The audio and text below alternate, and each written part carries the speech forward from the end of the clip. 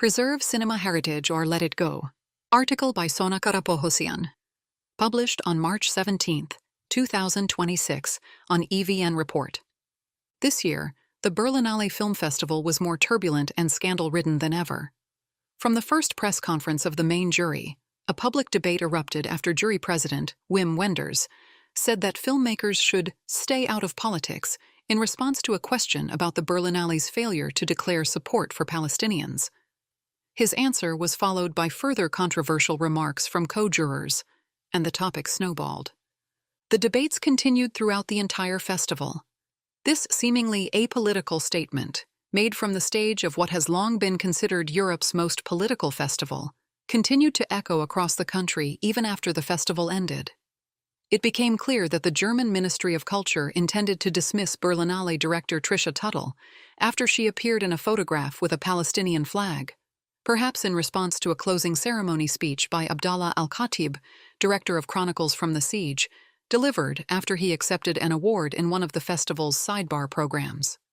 In his speech, Al-Khatib accused the German government of participating in the genocide in Gaza. Amid this turmoil, another important development unfolded, involving Armenia's cultural heritage and the country's cultural politics more broadly. The issue was debated just as intensely among international parties connected to, or closely following, the matter. At the European film market, held alongside the Berlinale, it was announced that the rights to Artavazd Peleshyan's films had been acquired by the German production and sales company Co-Production Office. The company will oversee the film's restoration as well as their further distribution. Co-Production Office was founded by European producer Philippe Baubert, whose films have been repeatedly selected for the main programs at Berlinale and Cannes.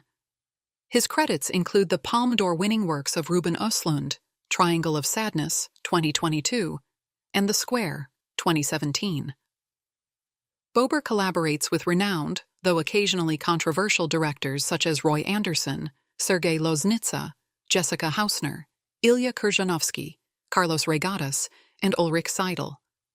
In addition to production, the company is involved in the restoration and distribution of classic films. In 2022, Baubert visited Armenia for the Golden Apricot International Film Festival, where he was awarded the Parajanov's Thaler in recognition of his outstanding contribution to the film industry. The news that Peleshyan's film rights had been acquired came as an even greater surprise. The filmmaker is known for extreme caution and an unwillingness to share the films with anyone. In response to inquiries, Peleshyan usually says that the films disappeared from the archives in Armenia and Russia, and that he does not have copies of the negatives. The situation is further complicated by the fact that Peleshyan does not hold the rights to the films. They were produced during the Soviet years at the Yerevan Studio Hi-Film, as well as studios in Russia and Belarus. This means the rights belong to those studios and, after the collapse of the Soviet Union, to their legal successors. To our knowledge, no legal documents were signed between the director and these studios, granting Peleshyan the rights to the films.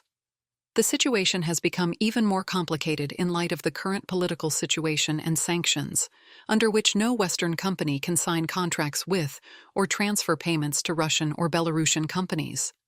The details of the agreement between the Co-Production Office and Artavazd Peleshyan have not been announced. It remains unclear how long the company will hold the rights to the restored films and whether it will share profits from sales with Peleshyan or his family. Similar precedents offer some clues. For example, Sergei Parajanov's The Color of Pomegranates, 1969, was restored by Martin Scorsese's Film Foundation and the Cineteca di Bologna and distributed by the French company MK2. The Film Foundation and the Cineteca received the rights to the restored version for 10 years. MK2 shares revenue from screenings with the Foundation and the Cineteca, even when the film is screened in Armenia. In the case of another Armenian classic, Frunze Dovlatyan's Hello, It's Me, 1965, restored by the National Cinema Fund of Armenia with the support of the All-Armenian Fund, world sales are handled by MK2, and profits from screenings are shared with the Armenian side. Permissions for screenings in Armenia are obtained from the Armenian rights holders, while for international screenings they are handled by MK2.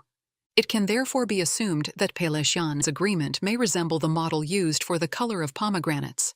The co-production office could hold exclusive rights to the restored versions for a fixed number of years and later return them to Peleshyan or his family. Alternatively, and perhaps more likely, the company may extend the agreement with the Peleshyan family beyond the initial term. The event carries clear advantages. The films will finally become available in the highest possible quality, and through its extensive network, particularly in Europe, the company will ensure wide distribution. The restored films will likely premiere in the classics sections of major festivals such as Cannes or Venice before reaching audiences worldwide. There are technical benefits as well.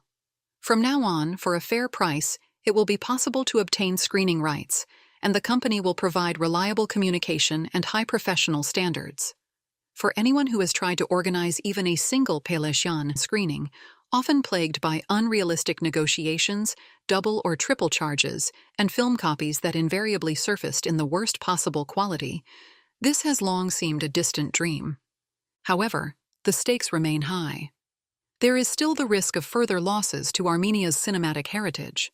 The current situation exposes a serious problem. Armenia has no cultural policy to protect its audiovisual and media heritage. Deals like the acquisition of Peleshyan's films or the handling of The Color of Pomegranates read as cultural colonialism, with major Western companies taking control of the country's most valuable works, often those with the greatest international appeal. In certain circles in Armenia, a lingering mindset holds that outsiders are better equipped to safeguard the country's heritage, given their greater resources, expertise, and international networks. Meanwhile, Armenia lacks the infrastructure to manage sales or distribution, and the government provides no support, leaving the country's cinematic legacy almost entirely in foreign hands. Without a clearly defined framework, state support to develop local sales and distribution companies, and support for cinemas in countries facing similar challenges, we risk not only losing control over our cultural heritage, but also squandering a powerful tool for cultural influence and economic sustainability.